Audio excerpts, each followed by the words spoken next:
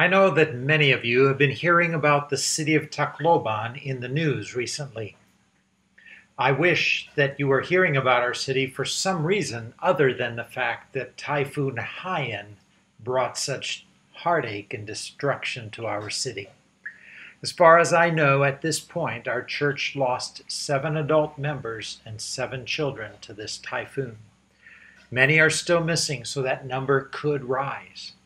Most of them drowned because of the storm surge, which was much like a tsunami. 3 waves came washing through the coastal areas as well as the downtown area of our city, flooding homes up to knee-high on the 2nd floor. Our church is in a higher part of the city and only had 3 to 4 inches of flooding. But the first Sunday after the storm, we were not able to have services because the church was full of mud.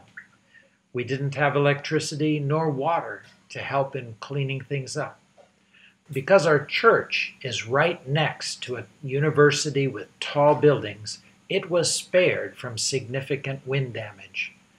But many of the church's computers and sound equipment and projectors were damaged by the floodwaters. I want to thank each of you who thought to pray for Margie and I during the storm. Margie and I were to be attending a mid-year planning meeting in Cebu City on the day of the storm, but I decided the day before to skip the flight and stay behind to prepare and let Margie go ahead to the meetings.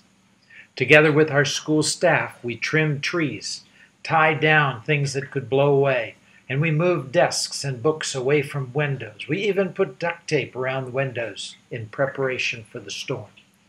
Had Haiyan been a normal superstorm, the damage to our campus would have been minimal. But as many of you have heard in the news, Haiyan broke many superstorm records. For the first half hour, the storm was much like others I've been in. We were busy putting towels under windows to soak up water that was leaking in around the glass. While I was covering our bed with a tarp, the storm winds ramped up to the next level. 3 of the glass panels in our bedroom window shattered, spraying glass across our room.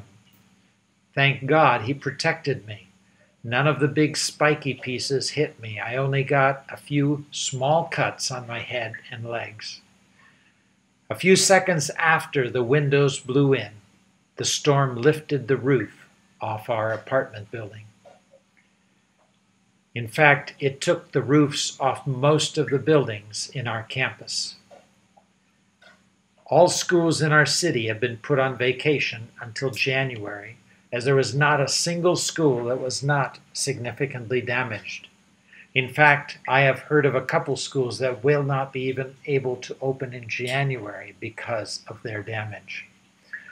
Even for us, it would be impossible for us to open by January without help from people like you.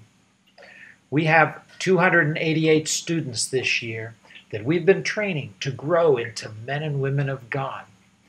We know that many of them will become leaders in Waray society in 20 years, that they will be able to influence their society for God. But at this point, they're just grade school, junior high, and high school students, and they are only halfway through this school year. They are counting on us to open in January so they can continue their education. Our library had been one of the best libraries in our city, but most of our books are water damaged. Many of our classrooms, especially those in the 3rd floor, had the wind blow the desks around and bend them up, and most of our textbooks are soaked.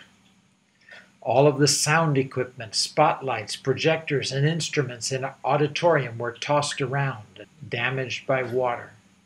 It has been 14 days since the storm, and not a single hardware store in our city has been able to open because all of them were either flooded by the storm surge or they lost their roof, just like our school.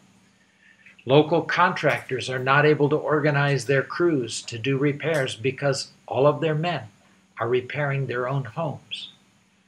We have to get people from other provinces to come in to repair our campus.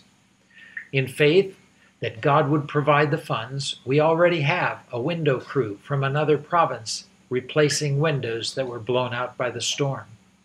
A contractor from another province has already been here and measured their roofs and made a list of needed materials so that he can order them in his province and then transport them by truck to here. He plans to start working this next week. I do not know yet the total cost to repair our school campus, but it will certainly be at least $300,000 to be able to open classes in January, around $500,000 to rebuild our gyms. I hope that many of you will be able to help us. Many of us giving each a little will be able to produce much. Thank you so much for your prayers. Margie is currently staying in Manila with Vicky as our home still doesn't have a roof. I've been sleeping in our first floor living room and eating canned food for 2 weeks now. And I probably do this for a couple more weeks. Let's not let this storm hinder our ministry to the Waray. Please help us repair this valuable ministry. Thank you so much.